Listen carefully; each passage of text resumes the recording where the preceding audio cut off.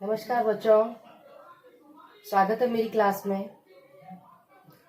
कल का वीडियो आपने देखा, उसके आगे मैं आज का जारी रख रही हूँ अपना वीडियो। तो कल हमने देखा कि विकारी शब्द, थोड़ा सा रिवाइज कर रही हूँ। विकारी शब्द लिंग, वचन, काल, कारक के आधार पर जब शब्द में परिवर्तन या बदलाव आता है वह विकारी शब्द है। और उन विकारी शब्दों के प्रकार 4 हैं: संज्ञा, सर्वनाम, विशेषण, क्रिया। ये कल तक का हो गया। लेकिन कल हमने संज्ञा के बारे में पढ़ा था और आज हम सर्वनाम के बारे में पढ़ेंगे। सर्वनाम शब्द को पहले मैं परिभाषित कर रही हूँ। सर्व का अर्थ होता है सभी।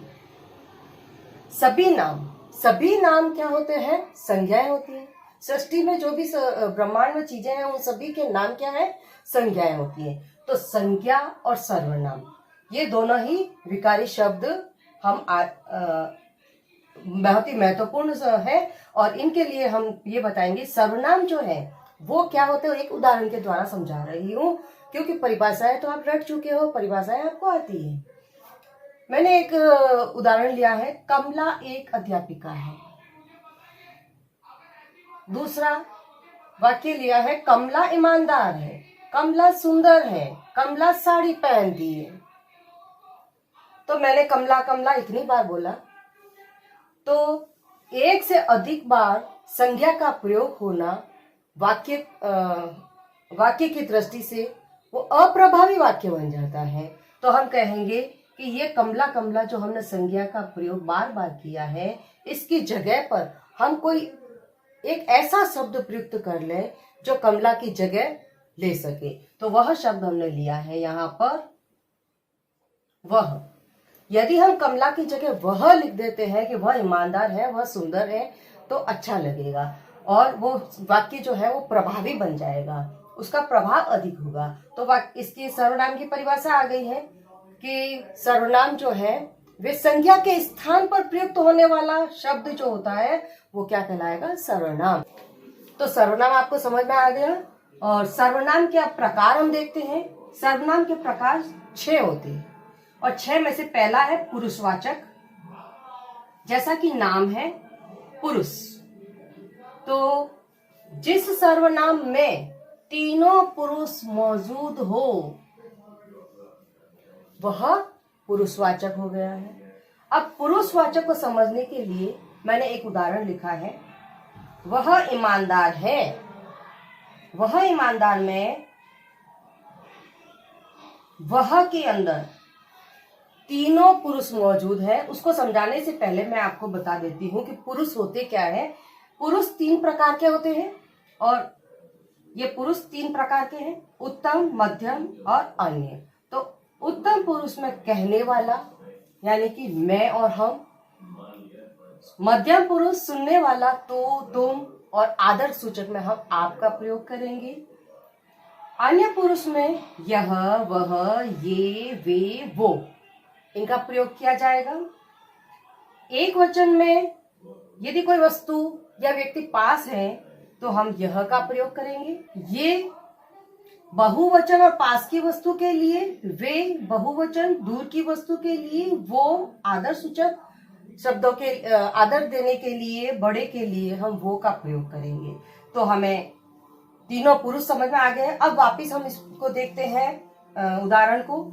वह ईमानदार है यानी कि मैं कह रही हूं उत्तम पुरुष और आप सुन रहे हैं, आप सुनने वाले हो गए मध्यम पुरुष। और अन्य पुरुष में वह, तो वह जो है वो पुरुषवाचक सर्वनाम है यहाँ पर। और वह कौन है? वह कहाँ आया? अन्य पुरुष में। तो पुरुषवाचक और अन्य पुरुष है। अब इसके लिए देखो, आपके परीक्षा में जो प्रश्न आएगा वो इस प्रकार से आएगा। जैसे ये रेखांकित शब्द है तो प्रश्न आएगा कि रेखांकित शब्द में कौन सा सर्वनाम है? तो कौन सा सर्वनाम है? पुरुषवाचक सर्वनाम है। दूसरा प्रश्न ऐसे बन सकता है कि रेखांकित शब्द में कौन सा पुरुष है? तो हम कह सकते हैं कि रेखांकित शब्द में अन्य पुरुष है। इतना क्लियर हो गया। अब आगे अपन बढ़ते हैं सर्वनाम के दूसरे प्रकार पे निश्चयवाचक। जैसा कि आपको पता है, निश्चयवाचक सर्वनाम में निश्चय का बोध हो रहा है, शब्द में ही परिभाषा निकल रही है। निश्चय यानी कि निश्चितता बताने वाले शब्द, वे शब्द जो निश्चितता बताते हैं उन्हें हम निश्चयवाचक सर्वनाम कहते हैं। जैसे मैंने ये उदाहरण लिखा, यह मेरा घर है, तो यहां पर मैं अंडरलाइन करती हूं यह। ये रेखांकित शब्द कौन सा सर्वनाम है? ये निश्चयवाचक सर्वनाम है। निश्चयवाचक, क्योंकि मेरा घर है, मेरा घर है, कौन सा घर है? यह निश्चितता बता रहा है। इसी तरीके से मैं एक और उदाहरण मैंने लिखा है यहाँ पर, यह घर मेरा है। यहाँ पर क्या यह निश्चयवाचक है? नहीं, इस वाक्य में निश्चयवाचक नहीं है। इस वाक्य में ये विशेषण बन गया है। अब विशेषण क्यों बना है इसको भी मैं आपको एक्सप्लेन करके बताती हूं।